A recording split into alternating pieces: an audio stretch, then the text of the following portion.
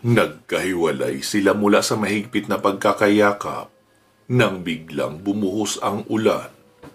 Nagmadali silang dalawa sa pagtakbo para makahanap ng masisilungan. Mabuti na lang, nagawa nila makapagpasilong sa isang waiting shed. Ang lakas ng ulan, no? Wika ni Haji at ngumiti kay Saira. Ang dalaga naman ay yumukulang. Hindi pa rin nawawala ang nadarama niyang kilig magpasa hanggang ngayon. Haji, tungkol pala sa balak mong pagkuha ng litrato sa loob ng kuweba, pwede bang ang plano ko naman ang sundin natin? Wika ni Saira. Nagtatakang napatingin sa kanya si Haji. Ano bang plano mo? Tanong ng binata. Gagamit tayo ng drone para makita ang itsura ng loob ng kuweba. Kung totoo ba talaga ang mga nagkalat na buto ng tao sa loob at marami pang iba. Kailangan lang natin maging mabilis at alam naman natin na mainitin ang ulo ng taong reptilya. Hindi natin kailangan ang mutya ng sampagita para mapaamo siya. Wika ng dalaga. Tumango si Haji. Sa bagay, may punto naman ang dalaga. Kailangan nilang mag-ingat para wag silang mapahama. Hindi naman sa lahat ng pagkakataon ay kailangan nila magsakripisyo para makuha ang kanilang gusto. Siya nga pala, mag-iingat ka kay Ed. Huwag kang papakampante sa pagpapakabait niya dahil hindi yun legit. Baka mawalan ka ng trabaho dahil sa ginagawa niya. Babala sa kanya ng dalaga. Gusto man umangal ni Haji ay hindi na lang niya isinatinig. Base kasi sa nakikita niyang trato ni Ed at Saira, alam niyang hindi naging maganda ang nakaraan ng dalawang iyon. Nginitian niya si Saira. Huwag kang mag-alala, Sai. Gagawin ko ang sinabi mo. Hindi ako basta-basta magtitiwala sa kanya. Pagka-uwi sa tinutuluyan ay inihatid pa ni Haji ang dalaga hanggang sa pintuan ng kwarto nito. Maaga silang magpapahinga para maisagawa ang tour sa Eco Valley dahil bukas na ito naka-schedule. Alam ni Haji na nagkakaroon na ng linaw sa pagitan nilang dalawa ni Saira, kaya kampante na siya. Malapad ang ngiti niya na pumasok sa kanyang sariling kwarto. Hindi niya maiwasang kiligin sa mga ginagawa ni Saira. Kahit nakakalito, ang minsan ay pagiging caring nito sa kanya, tapos magsishift sa pagiging mataray. Gusto niya iyon at hindi niya kailanman nanaisin na magbago. Kaya naman nang mahiga siya sa kama, nakaguhit sa kanyang labi ang isang matamis na ngiti. Pasado 7:00 na nang magising si Haji. Halos masira na ni Ate Sharon ang kanyang pinto sa kakakato. Hoy, Haji! Ano ba? Naghihintay na sa atin si Saira at si nanay at tatay kanina pa. Nasa restaurant na sila.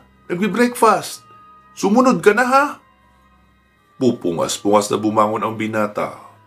Narinig niya ng malinaw ang sinabi ng kanyang kapatid. Kaya naman, tumango na lang siya sa kasinabing susunod na. Tumayo na siya para magpunta sa banyo nang may mahagip ang kanyang tingin. Isang kulay brown na folder na alam naman niyang hindi niya pagmamay-ari. Kanino kaya ito? Tanong niya sa sarili. Binuksan niya ang folder. Nagulat siya nang makitang may laman itong mga larawan. Mga close-up shots ng natutulog na mukha ng taong reptilya. Kinilabutan si Haji. Hindi niya alam kung sino ang kumuha ng mga larawang iyon, pero marunong siyang kumilatis ng fake na shots sa tunay at sa edited tsaka sa hindi. Sa pagkakaobserba niya, hindi edited ang larawan na iyon, which means legit ito na mukha ng nilalang na tinutugis nila. May mga larawan ng nagkalat na buto ng tao sa paligid. May bag pa nga na marahil mula sa mga biktima.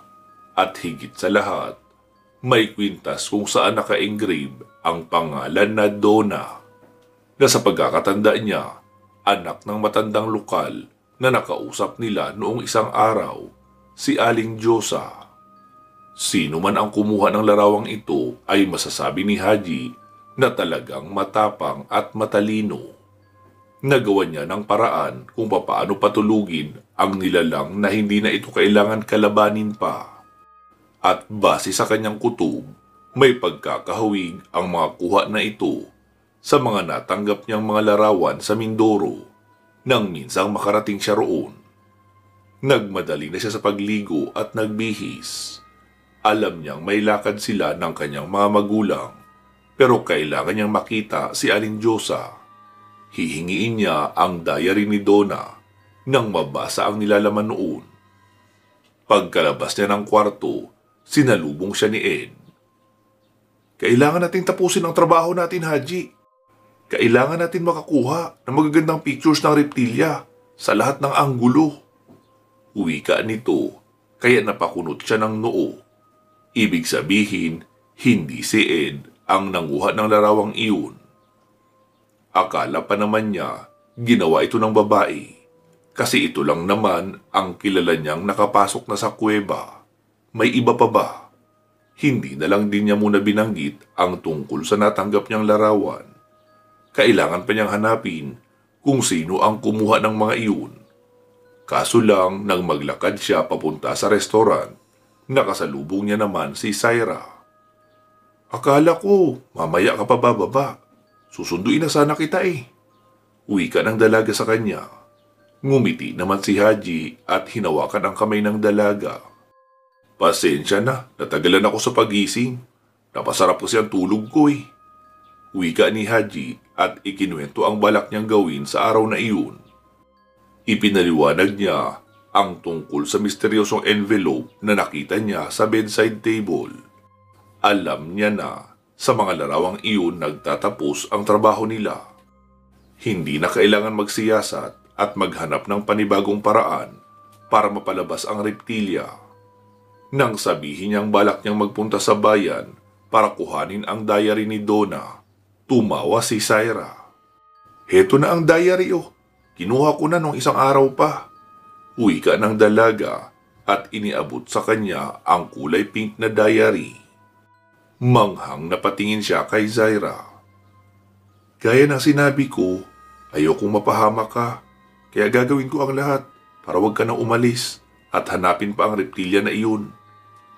Wika nito kaya napangiti si Haji. Ang galing mo naman. Salamat Sayha. Aniya. Tumawa lang si Syra at iniangkla na ang braso sa binata. Ginugol nila ang araw na iyon para sa paglilibot.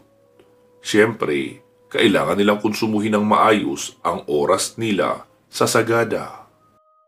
Wala nang nagawa si Ed kundi ang maging tour guide ni Sharon sa pamamasyal. Sina Haji at Syra ay may sariling mundo kahit nagtitrekking. Nagpapahuli sila sa paglalakad. Dumaan muna sila sa Sagada Cemetery, papunta kung saan madadaanan nila sa pag-akyat ang Eco Valley. Nangunguha ng larawan sa lahat ng madadaanan nila. Kinamanghaan ng husto ni Syra ang mga hanging coffins. Pero gaya nga ng sinabi ni Sir Enteng, hindi sila nagpakakampante. May isang partikular na kabaong silang kailangan basahan ng ritual para wag nang bumangon ang amalanhig na nakahimlay roon. Kaya naman habang naglalakad, inoobserbahan ni Syra ang paligid. Si Haji naman ay ganoon din ang ginagawa. Okay guys, this tour will be exciting. Una, may madaraanan tayong hanging coffins na sa totoo lang ay matatanda na. Ilang taon nang nakasabit sa bawat pwesto nila.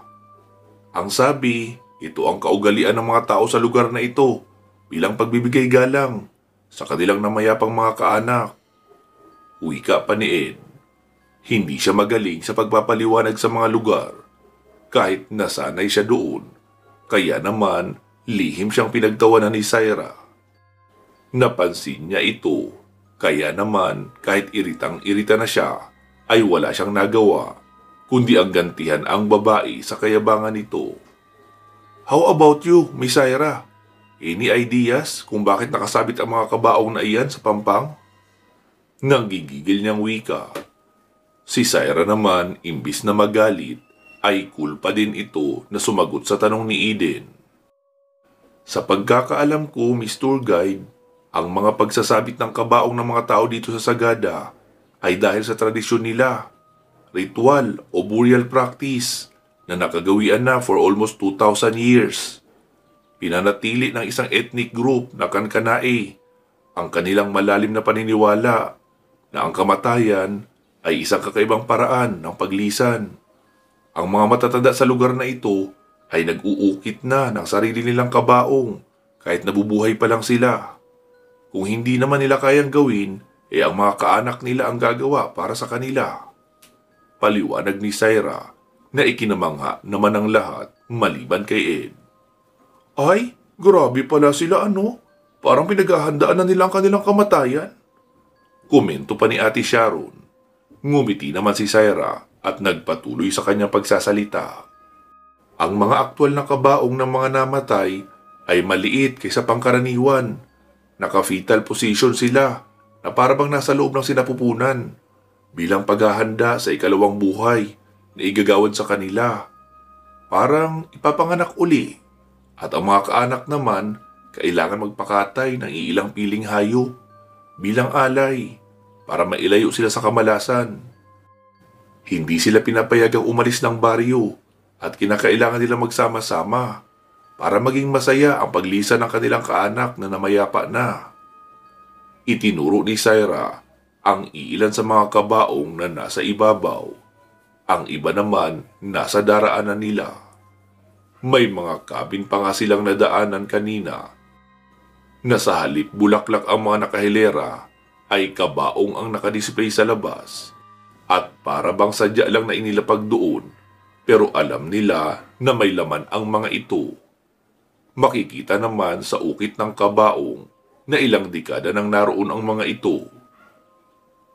Nakakagulat nga lang na nagmistula silang protektor ng kalikasan dahil kahit ilang bagyo pa ang dumaan ay hindi malang naapektuhan ang kanilang lugar.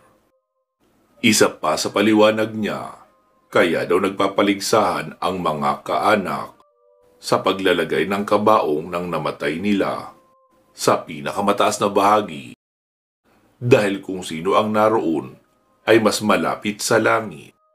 Kapag may namamatay naman, nagpipresenta ang mga kaanak na siyang pumasan sa kabaong dahil lahat ng mga kakayahan ng namatay noong nabubuhay pa ito, talento at katalinuhan ay pwedeng lumipat sa nagpasan ng kabaong. Hindi maiwasan ni Tatay Ricky na matuwa nang makita ang ilan sa mga native people na suot ang kanilang traditional G-string sa mga lalaki at tapis naman sa mga babae. Kakaiba ang kanilang lingwahe. Pero kahit hindi nila maintindihan, ay alam nilang magalang at mabait ang mga tao sa lugar na iyon. Paliwanag pa ni Syra, bundok, kalinga, inig, kankanay at balangaw ang lingwaheng gamit ng mga taga-Mountain Province, kasama na ang Sagada. Nagpatuloy sila sa paglalakad hanggang sa mapagawi sila sa underground river. Doon, ibang klaseng mga atraksyon naman ang nakita nila.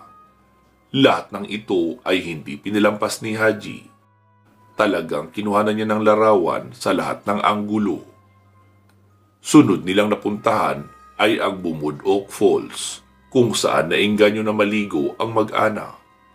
Saglit silang nagsaya roon hanggang sa mapagpasyahan na mag-candlelight dinner sa log cabin. Pagsapit ng gabi, ay wow, ang dilim! Wika naman ni Sharon na palaging speechless sa lahat ng nakikita nila. Sina Nanay Sofia at Tatay Ricky naman ay hindi maipaliwanag ang saya na kanilang nararamdaman.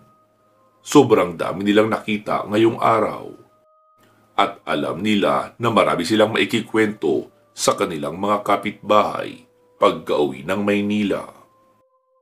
Paano yan? Bukas pala, uuwi na tayo no? Wika pa ni Ate Sharon. Sumang-ayon ang lahat at nagpasyang mamili ng mga souvenirs kinabukasan bago sila umuwi. Si Ed naman na bigla nang na-out of place ay biglang nagpaalam at sinabi kay Haji na tapos na ang assignment nila sa puntong iyon. Hindi na lamang nagkomento pa ang binata dahil talaga namang tapos na ang kanilang assignment. Nang ihatid ni Haji si Syra sa kwarto nito, napangiti ang dalaga. "Thank you at inimbitahan mo akong sumama dito sa inyo." Wika nito. Ngumiti naman si Haji at hinawakan ang kamay ng dalaga. "Ako ang dapat magpasalamat sa iyo, Syra, dahil sumama ka at tinulungan mo ako sa assignment ko." Aniya. Muling ngumiti si Syra at walang babala na hinalikan sa pisngi si Haji. Naistatwa si Haji sa ginawa ng dalaga. Ano bang ibig nitong ipahiwatig? "Syra?" Wika ni Haji na hindi alam ang idurugtong sasabihin. "Bukas na tayo mag-usap, Haji. Alam kong pagod ka rin. Bukas, magiging malinaw na ang lahat sa atin." Wika nito. Kaya naman, hinayaan na ni Haji na pumasok ang dalaga sa kwarto nito. Alam naman niya na magkakausap din sila kinabukasan. Kinabukasan nga, mas naging malapit sina Haji at Syra sa isa't isa.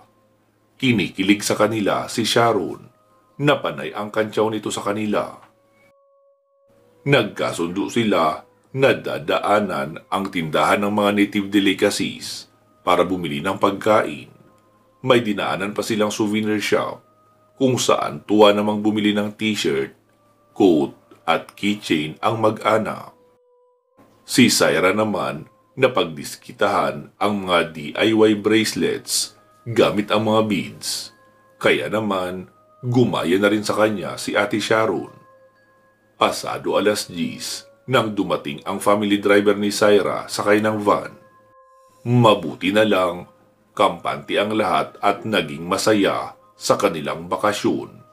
Kaya nang umusad ang kanilang van papauwi ng Maynila, pagod na pagod ang lahat.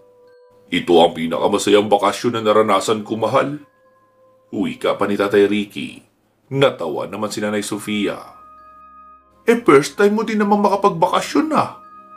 Sambit naman ni Nanay Sofia. Nanlaki ang mga mata ni Ate Sharon at nagpalipat-lipat ng tingin kina Tatay Ricky at Nanay Sofia. Gaganti sana ng pag-i-English ang kanyang tatay. Kaso lang hindi naman tama kaya nanahimik na ito at hinayaan ang kanyang nagmamagaling na asawa. "Wow, Nay, English yun ah," komento ni Sharon na ikinahalakhak naman ng lahat. Maging ang family driver ni Syra ay nakikipagbiruan na rin habang nakatutok sa daan. "Alam mo kasi anak, tinuruan ako ni Syra mag-English kanina. Naiingit ako sa kanya eh. Para siyang Power Ranger kung magsalita." Wika ni Nanay Sofia. "Nay naman, foreigner po, hindi Power Ranger." "Diyos ko." Wika ni Sharon sa kasinapu ang kanyang ulo. Tawang-tawa naman si Haji pero hinayaan niya lang na maglokohan ang kanyang mag-anak. Basta kampante siya kung ano ang meron sila ngayon. Habang nakatingin sa view sa labas ng sasakyan, humilig si Syra sa kanyang balikat na kaagad niya namang binigyan ng lugar. Kinikilig siya. Lalo na at habang bumabiyahe sila ay magkasugbong ng mahigpit ang kanilang mga kamay. Hating gabi na nang makarating sila ni Haji sa kanilang bahay. Tahimik na ang buong kabahayan at maging ang buong kalsada. Kaya naman, ingat na binaba ng mag-anak ang kanilang mga gamit mula sa van. Tinulungan sila ni Syra na kinagiliwan naman talaga ng kanyang mga magulang. Sinubukan itong imbitahin ni Nanay Sofia na sa bahay na lamang nila magpahinga pero tumanggi ang dalaga. Magalang na nagpaalam si Syra at sinabing sa bahay na siya matutulog dahil hinihintay siya ng kanyang ama. Wala namang problema sa kanya ang biyahe papauwi dahil dala naman nila ang van at meron din siyang driver. "Ingat ka sa pag-uwi." Wika ni Haji at kinawayan siya ng dalaga. Tipid ng ngiti lang ang ginanti nito saka nagpaalam. Pagkasakay ng dalaga sa van, nagsimula na itong umabante. Tinanaw ni Haji ang papalayong sasakyan ng dalaga hanggang sa hindi na ito maabot ng kanyang paningin. Nagsipasok naman sina Nanay Sofia at Tatay Ricky sa kanilang kwarto at ang sabi ay magkakalkal ng kanilang mga pinamili. Si Ate Sharo naman namataan ni Haji na nagpunta sa kusina at diniretso ang ref. Kinuha ang isang box ng hopya at nilantakan. Makikidampot na sana si Haji sa hopya nang magring ang kanyang cellphone. Sumigla ang kanyang mukha nang mabasa sa screen ang pangalan ni Syra. "Oh, mukha kang sinapian na. Si Syra yan oh." Wika pa ni Ate Sharon. Ngumiti si Haji at animoy nagdi-daydreaming na sinagot ang tawag. "Hello, Syra." "Haji, papaalalahanan lang kita tungkol sa nangyari kanina. Wala yun. If you really like me, kailangan mo ako ligawan." Wika ng dalaga sa kabilang linya na ikinasimangot naman ng binata. Bakit hindi? Naka-loudspeaker ang phone niya at narinig ni Ate Sharon ang mga salitang sinabi sa kanya ng dalaga. Gusto niyang umangal, kaso lang pinatayan na siya ng phone ng dalaga. "Uy, hindi ka pa pala sinasagot?" Tudyo sa kanya ni Ate Sharon kaya tinalikuran niya na lang ang kapatid. Naaasar siya pero hindi niya naman ito pwedeng patulan. Mamaya mas lalo lang siyang asarin. Ang Ate Sharon na lang niya ang napagtatanungan niya kung paano ba sinusuyo ang katulad nitong babae. "Say, narinig ni ate ang mga sinabi mo." Mahina niyang wika pero tumawa lang si Syra at pinatayan na siya ng phone. Napailing tuloy siya saka nag-excuse na sa kanyang Ate Sharon. "Ate, akit na muna ako." Wika niya saka iniwan ang kanyang kapatid na halos ubusin ang hopya na pareho nilang paborito. Pumasok na siya sa kwarto at inilatag lahat ng kanyang nakuha ng larawan. Kabilang na ang nagmula sa misteryosong letratista. Kailangan niyang malaman kung saan at sino ba ang tumutulong sa kanya. Napakagaling kasi nito. Tila ba detalyado ang mga kuha at malinaw. Palatandaang legit ang mga larawang nakuha. Ito na ang ikalawang pagkakataon na may nagbigay sa akin ng ganitong klaseng litrato ah. Sino kaya ang kumuha ng mga ito? Parang napakagaling niya naman yata. Ani Haji sa sarili at inihambing ito sa unang larawang natanggap niya noong nasa Mindoro siya. Mukhang ang nasabing litratista ay may sariling kakayahan na hindi kayang tapatan ni numan. Dahil malalim na ang gabi, napagpasyahan ni Haji na bukas na pag-aralan ang mga bagay na kailangan niyang ipasa sa kanyang boss. Nang magising siya kinabukasan, maaga niyang inihatid ang kanyang envelope kay Sir Onan. Kailangan niyang mag-report sa takot na baka mauna sa kanya si Ed, ang kapartner niyang litratista na nakilala niya sa Sagada. Oo nga pala, nagulat siya at nagtaka kung bakit magkakilala sina Ed at Syra.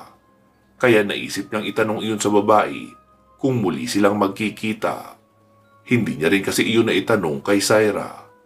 Pero ibig bang sabihin, kilala din ni Syra si Sir Onan? "Nay, alis po muna ako." Paalam niya sa kanyang ina na si Aling Sofia nang makasalubong niya ito sa sala. Dala nito ang tusino na mula sa kanilang tindahan. Malamang iyon ang lulutuin para sa kanilang agahan. "Teka anak, maaga pa ah. Baka mamaya niyan, gutumin ka sa daan. Mag-almusal ka muna kaya." Wika ni Aling Sofia na ikinailing ni Haji. "Mabilis lang naman po ito, Nay. Sige po, tutuloy na ako." "Mag-iingat ka anak." Sumakay si Haji sa kanyang kotse at bumiyahe na. Maulan ng araw na iyon, kaya dahan-dahan lang siya sa pagmamaneho. Pagkalagpas niya ng intersection, may nadaanan siyang bahay, maraming tao at mga pulis. Hindi niya alam kung ano ang nagtulak sa kanya para bumaba at makiosyoso na rin. Isang 16 anyos na babae ang nakita niyang nanggaling sa kumpulan at ito ang naisipan niyang tanungin. "Ning, anong nangyari doon?" Turo niya sa kaguluhan. "May minasakir po na bahay doon, kuya. Isang buong pamilya. Yung tatay po nakabitin sa kable. Ang nanay naman nabuntis, butas ang tiyan. Pero nawawala naman ang sanggol. Ang anak nilang dalaga ay hindi mahanap, pero nagkalat ang dugo nito sa banyo. Yung bunsong kapatid naman, natagpuan sa may silong. Tatakbo yata para humingi ng tulong sa kapitbahay. Pero mukhang naabutan din ng kung sino mang killer at sa liig naman siya tinira." Mahabang salaysay ng dalagita. Napatango si Haji. Nakaramdam ng awa at mas lumapit pa sa pinangyarihan ng krimen. Hindi niya akalaing mangyayari ang mga bagay na ito dahil ilang buwan na ding tahimik ang lugar nila pagkatapos ng nangyari doon sa pamilya ng albularyo. Malakas ang pakiramdam niyang aswang ang may kagagawan noon. "Sige Ning, salamat." Aniya at tinalikuran na ang dalagita. Kaagad siyang lumapit sa crime scene. Napapalibutan na ng yellow tapes ang paligid. Hindi na pinahihintulutan ang mga tao na maglapas-pasok sa bahay dahil may mga pulis na. Pero nang makita niya si Kurt na isa sa mga nag-iimbestiga, kaagad niya iyong kinawayan. "Kurt!" Tawag niya na ikinalingon naman kaagad ng binata. Lumapit ito sa kanya at ngumiti. "Uy, Haji! Naku, pasensya ka na ha. Hindi ako nakasunod kahapon." Imporma sa kanya ni Kurt na ikinalaki ng mga mata ni Haji. Napalingon siya sa paligid. "Pwede ba akong pumasok?" Paalam niya. Tumango ang binata at sinabing okay lang naman dahil si Kurt mismo ang in charge sa kasong iyon. "Halika!" Aya sa kanya ni Kurt at kaagad siyang pinatuloy. Napasinghap si Haji nang makita ang mga tira-tirang ebidensya sa buong paligid. Malinaw na halos magkandagulo ang lahat ng mag-anak sa loob ng bahay na iyon para lang makahingi ng tulong na hindi rin naman nila nakamit. "Pare, malakas ang kutob ko, aswang ang may gawa nito." Mahinang wika ni Haji kay Kurt. Nanlaki ang mga mata ni Kurt at tumango-tango. "Ako nga din, ganyan din ang hinala ko. Marami kasing traces ng buhok at laway kaming nakuha na hindi naman pagmamay-ari ng bawat miyembro ng pamilya. Kaso lang, nang sabihin ko sa mga kasama ko ang ideyang iyon, pinagtawanan lang nila ako. Hindi sila naniniwala. Pero wala naman silang magagawa dahil ako ang in-charge sa kasong ito. Tatanggalin ko ang pulis na hindi susunod sa akin rito." Paliwanag sa kanya ni Kurt. Nagpaalam siya kay Kurt na kung pwede ba siya maglibot-libot sa loob. Pumayag naman ito, pero pinagsabihan siyang walang gagalawin na kahit ano, lalo na yung minarkahan na ng mga pulis. Alam niyang may lakad siya, pero hindi niya magagawang ibaliwala ang tungkol sa bagay na ito. Kailangan niya makuha na ng litrato ang mga naiwang bakas ng aswang. Totoo nga ang sinabi ni Kurt. May mga natirang laway at buhok sa paligid. May mga kalmot ng kuko at marami pang ebidensya. Sino ang gagawa sa ganito kabrutal na bagay sa pamilya nakatira rito? Sigurado akong aswang lang ang may kakayahang gumawa nito. Mga aswang lang. Aniya at kinuha na ng larawan bawat anggulo. Palingon-lingon siya sa paligid hanggang sa may mahagip ang kanyang mga mata na makislap na bagay sa isang sulok. Napakunot noo si Haji at nilapitan ito. Kulay puti iyon na may kaliitan pero medyo matulis. Dinampot niya ito at nangamba nang makitang isa iyong pangil. "Hala, ano to?" Tanong niya at masusing sinuri ang pangil. Kinilabutan si Haji. May bakas pa ng sariwang dugo ang nasabing pangil na mukhang kinagat ng may-ari sa kung sino. Ibinulsa niya ito at umalis. Nagpasalamat din muna siya kay Kurt na hinayaan siyang makapasok sa crime scene. Tatawag na lang ako sa iyo pare. Alam mo na, medyo hindi pa kasi maiwan dito eh. Wika sa kanya ni Kurt. Tumango na lang si Haji. Sige pare, ako naman ay magre-report pa sa trabaho. Aniya at tinapik sa balikat si Kurt. Sumakay na siya sa kotse at pinausad na ito. Dumating siya sa harapan ng gate ng tahanan ni Sir Onad ng eksakto alas 9. Palibhasa Lunes na Lunes kaya naabutan siya ng rush hour. Inayos niya ang kanyang mga hawak na envelope bago bumaba. Muli niyang sinipat ng tingin ang pangil na nakita niya sa crime scene. Sa tingin niya, babae ang nagmamay-ari ng pangil na iyon. Lumabas na siya kaagad at nagdoorbell. Katulad ng nakagawian, binati siya ng gwardyang si Carlo at pinapasok sa loob ng bahay. Naabutan niya sa komedor sina Sir Onad at Ma'am Cindy na nagdidebate. Honey, samahan mo na kasi ako. I need to go to my dentist. Lambing ni Ma'am Cindy. Kaya naman, iiling-iling na tumawa si Sir Onad. Sweetheart, maganda ka pa rin naman kahit wala kang ngipin. Hindi mo naman kailangan yun. Wika ng matanda. Honey, kinukutya mo ba ako? Aniya at aktong magdadabog na ang babae nang matigilan. Nahihiyang naupo at nanatili sa pwesto sa kamahinhing kumain. Nagtaka naman si Sir Onad at napalingon sa tinitignan ni Cindy.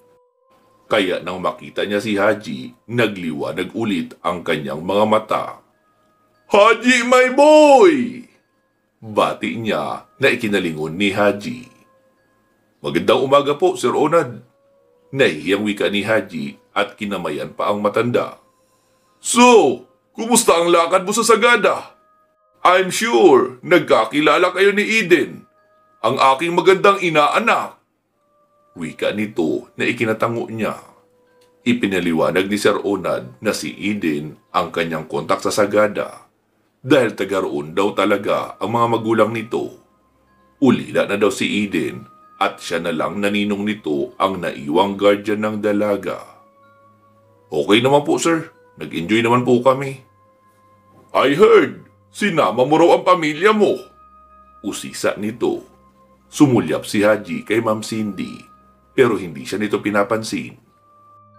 Si Sir Onad ang nakakita rito. Kaya biglang bumunghalit ng tawa ang matanda. Pagpasensyahan mo na si Cindy, iho. May ikinakahiya lang yan kaya siya ganyan ngayon. Paano ay nabungi ang isa niyang ngipin? Kaya ayaw man lang umanga. Wika nito. Dahilan para manlisik ang mga mata ni Cindy. Are you trying to humiliate me, sweetheart? Todo tanggi si Sir Onad na humantong pa sa paghahabulan ng dalawa sa buong space ng komedor. Iiling-iling tuloy si Haji at hinintay kung kailan matatapos ang dalawang lovebirds sa paghaharutan nito. Mabuti na lang, pinagsilbihan naman siya ng isang katulong at binigyan ng maiinom. Sa tingin ni Haji, bago lang ang nasabing katulong sa tahanan ni Sir Onad. Ngayon lang niya ito nakita. Maliban pa doon, kakaiba tumingin ang ginang para bang may laman. Mukhang ngayon ko lang po kayo nakita rito manang ah. Untag niya kaya napatingin sa kanya ang ginang na pinagsisilbihan siya ng kape. Magdadalawang araw pa lang ako iho. Nagmula ako sa Naga, sa probinsya na pinagmulan din ni Ma'am Cindy. Wika nito na ikinatango-tango ni Haji. Hindi sinasadyang napadukot siya sa kanyang bulsa at natuklasang kumukulo ang langis sa maliit na botelya na palagi niyang dala. Nanlaki ang kanyang mga mata at tinangkang kausapin ang matanda pero nakatalikod na ito sa kanya. Sinagilahan ng takot si Haji. Mas malakas ang pakiramdam niya. May kakaiba sa matandang iyon. Kailangan lang niyang pagbutihan ang pagmamatsyag. Hindi naman pwedeng kahit tauhan pa ng kanyang amo, ay hayaan niya na lang na magtago ng katauhan nang hindi nito nalalaman. Kailangan niyang ipaalam kay Sir Onad ang kanyang natuklasan. Tumayo si Haji at nagpa siyang lapitan si Sir Onad na noon ay nagpapaypay ng sarili. Marahil napagod ang matanda sa kakahabol sa kanyang batang-batang ka-live-in. Nginitian niya ito pero biglang humarang sa kanyang daraanan si Ma'am Cindy. Ni hindi malang nahiya ang babae na magsalita kahit kulang ang ngipin nito. Kung itatanong mo kay Ronald ang tungkol kay Aling Mona, don't worry, alam na niya lahat. Wala namang problema sa kanya. Kung magtrabaho sa amin ang katulad ni Aling Mona. What is your concern anyway? Suplad ang wika nito na ngayon lang nangyari sa lahat ng pag-uusap nila. Hindi niya akalaing tatarayan siya ng among babae. Kaya naman, hindi niya nagawang sabihin kay Sir Onad ang tungkol kay Aling Mona. Sa halip, itinaas niya ang kanyang hawak na envelope at ipinakita kay Cindy. Ito ang sadya ko, kaya ako nakipagkita ngayon kay Sir Onad, ma'am. Mali po kayo ng iniisip nyo. Tanggi niya, saka umatras at naghanap ng daan para makalapit kay Sir Onad. Hindi naman pinigilan pa ni Ma'am Cindy ang binata, pero naningkit ang kanyang mga mata nang makita ang mapagdudang tingin sa kanya ng binata. Hindi siya makakapayag na si Haji lang ang sisira sa mga pinaplano niya. Pansamantala po muna natin puputulin dito itong ating kwento. Magsama-sama po tayong muli sa part 18. Mag-iingat po kayo palagi at hanggang sa muli.